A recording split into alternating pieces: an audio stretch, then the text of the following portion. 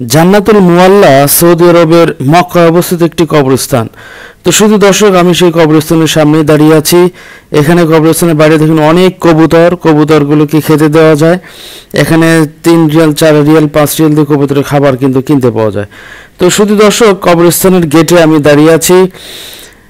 এটি মসজিদুল হারামের অল্প দূরে অবস্থিত।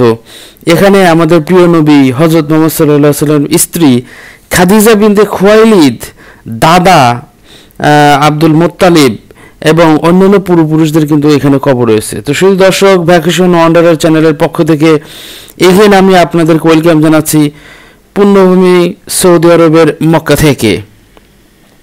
তো শুধু দর্শক, আমরা এই কবরস্থানের ভিতরে ঢুকলাম এবং এখানে কিন্তু অসংখ্য মানুষের কিন্তু কবর রয়েছে এবং সেগুলো কিন্তু ইসলামের পূর্বপুরুষ, অর্থাৎ ইসলাম ধর্ম প্রচারের যে আমাদের প্রিয় নবী হযরত মুহাম্মদ সাল্লাল্লাহু আলাইহি ওয়াসাল্লাম পূর্বপুরুষদের সমাধি কিন্তু এখানে হতো।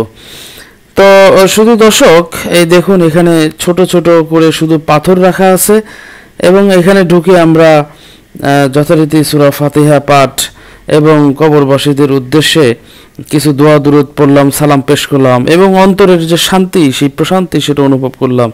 দেখুন তাদের কবরস্থানে কিন্তু কোনো গম্বুজ বড় বড় তৈরি করা নেই, শুধু একটা করে পাথর দিয়ে আছে।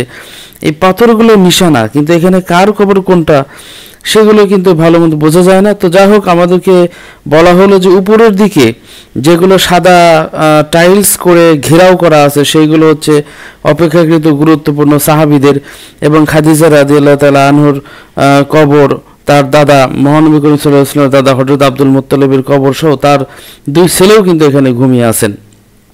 তো যাই হোক, শুধু দর্শক, এটি কিন্তু ইসলাম পূর্ব যুগের কবরস্থান। হিজরতের পূর্বে মুহাম্মদ সাল্লাল্লাহু আলাইহি ওয়াসাল্লামের অনেক আত্মীয়কে এখানে দাফন করা হয়েছে। এই যে সাদা গম্বুজ, সাদা যে পাথরের টাইলস করা যে কবরগুলো দেখতে পাচ্ছেন, এইগুলোই কিন্তু হযরত খাদিজা রাদিয়াল্লাহু তাআলা আনহার কবর এবং তা মহানবী করিম সাল্লাল্লাহু আলাইহি ওয়াসাল্লামের 2 ছেলে কাশেম এবং আরেকটা ছেলে ছিল তহের। এই 2 ছেলেও কিন্তু এখানে এই পাশাপাশি ঘুমিয়ে আছেন। এছাড়াও এখানে ঘুমিয়ে আছেন আব্দুল মুত্তালিব, মুহাম্মদ সাল্লাল্লাহু আলাইহি ওয়াসাল্লামের দাদা। তারপরে ঘুমিয়ে আছেন আবু তালিব, মুহাম্মদ সাল্লাল্লাহু আলাইহি ওয়াসাল্লামের চাচা। তারপর আবেদ মানাফ, মহানবী করিম সাল্লাল্লাহু আলাইহি ওয়াসাল্লামের প্রপিতামহ। হাশিম ইবনে আব্দে মানাফ, মহানবী করিম সাল্লাল্লাহু আলাইহি ওয়াসাল্লামের প্রপিতামহ। তো এখানে আমাদের সাথে একজন আলেম রয়েছেন, তিনি এই তথ্যগুলো দিয়েছিলেন।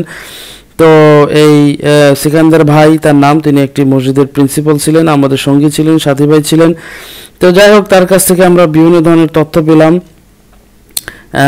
তিনি আমাদেরকে আরও তথ্য দিলেন যে এখানে যে হাশিম ইবনে আব্দে মানাফ, অর্থাৎ নবী করিম সাল্লাল্লাহু আলাইহি ওয়াসাল্লামের প্রপিতামহ, তারাও কিন্তু এখানে ঘুমিয়ে আছেন এবং নবী করিম সাল্লাল্লাহু আলাইহি ওয়াসাল্লামের যে 2 ছেলে, তাদের বয়স সম্পর্কে তিনি ধারণা দিলেন যে তাদের কিন্তু ঘোড়ায় চড়ার মতো একটা বয়স হয়েছিল, অর্থাৎ বেশি বয়স কিন্তু হয়েছিল না। তো শুধু দর্শক, আপনাদেরকে আমি ঘুরিয়ে ঘুরিয়ে দেখাচ্ছি, আপনারা দেখতে পাচ্ছেন বিখ্যাত যে কবরগুলো আছে, এই কবরগুলোর উপরে কিন্তু বিভিন্ন সময় গম্বুজ ও স্থাপনা নির্মিত হয়েছিল। পরবর্তীতে সৌদি আরব সরকার তা ধ্বংস করে দেয়। এখানে এই ধ্বংস করার ফলে কিন্তু বিভিন্ন দেশ থেকে বিভিন্ন ধরনের প্রতিবাদ এসেছিল, কিন্তু সেগুলো কিন্তু আসলে আমলে নেয়নি।